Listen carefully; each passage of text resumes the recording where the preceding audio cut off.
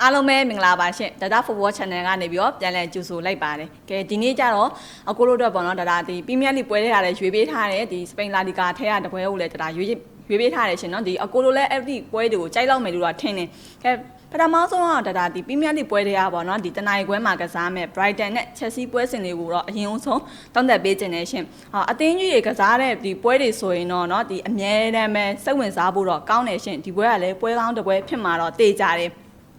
Brighton ဆိုရင်လည်းပြီးခဲ့တဲ့ဒီပွဲတွေမှာဆိုရလက်တွေကောင်းနေခဲ့တယ်၃ပွဲဆက်တိုက်ကို 1C 2C 2-1အဲ့လိုရလက်တွေနဲ့ပေါ့နော်ဒီအနိုင်ရခဲ့တယ်ရှင်ဒီပွဲကိုပါထပ်ပြီးတော့အနိုင်ရခဲ့မယ်ဆိုရင်အခု Chelsea ရောက်ရှိနေတဲ့အဆင့်6ဆိုတဲ့နေရာကိုပေါ့နော်ဒီရောက်ရှိသွားမှာဖြစ်တယ်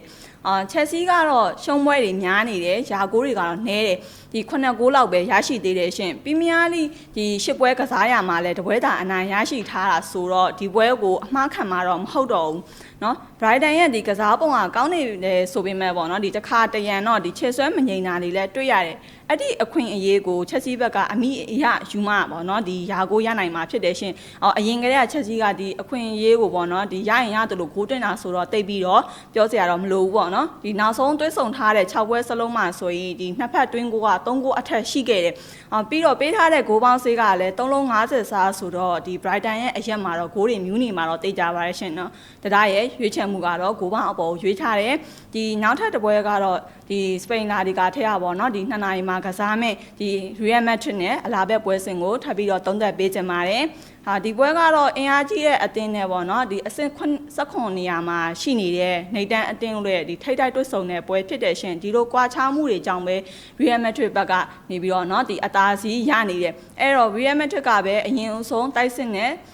ကစားလာနိုင်တယ်အလားဘက်ကတော့ဒီခံကစားပြီးတော့အခွင့်အရေးကိုစောင့်နေရမှာဖြစ်တယ်ရှင်Real Madrid ရဲ့ဆွဲဆောင်ရည်နဲ့ဆိုရင်တော့အလာဘက်အနေနဲ့ဂိုးရနိုင်မှုတော့နည်းတယ်ပေါ့နော်ဂိုးရရင်တောင်မှဒီတကိုးလောက်ပဲရနိုင်လိမ့်မယ်ရှင်ပြီးခဲ့တဲ့ပွဲတွေမှာဆိုရင်လည်းဒီဂိုးမပေးရတဲ့ပွဲတော့မရှိဘူးထထမြင်တလောက်ကတော့ဒီအလာဘက်ကပေါ့နော်ဒီပွဲမှာတိတ်ပြီးတော့အားတာကြက်ကြည့်တာတော့မရှိဘူးပေါ့နော်ဒီယာဂိုးကလည်းနည်းမယ်ရှင်နော် Real Madrid ကပဲအနိုင်နဲ့ပိုင်းသွားမယ်လို့တော့ယူဆမိရဲ့ဒီပွဲကိုတော့တရား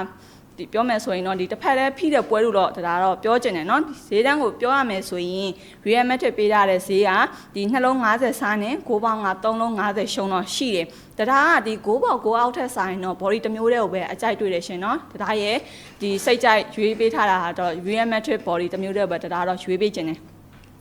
ဒီနေ့ပေးထားတဲ့နှစ်ပွဲစလုံးတော့အကိုလိုလည်းကြိုက်လောက်မယ်လို့ထင်ပါတယ်เนาะဒါပေးထားတဲ့ဒီသုံးသက်ချက်တွေကိုမကြိုက်ဘူးเนาะဆိုရင်လည်းအကိုတို့ဘက်ကနိုင်ပြီးတော့ကစားလို့ရပါတယ်ရှင်เนาะတနေ့ပွဲစဉ်တွေတော့ဒါ channel မှာပဲမောင်းကတ်အနေနဲ့တင်ပေးမယ် channel မှာ join ရသေးဘူးဆိုလည်း join ထားပါလို့ဒါပြောချင်ပါတယ်ရှင်ဒီနေ့အတွက်တော့ဒါဒီလောက်နဲ့ပဲရနာချင်ပါတယ်ရှင်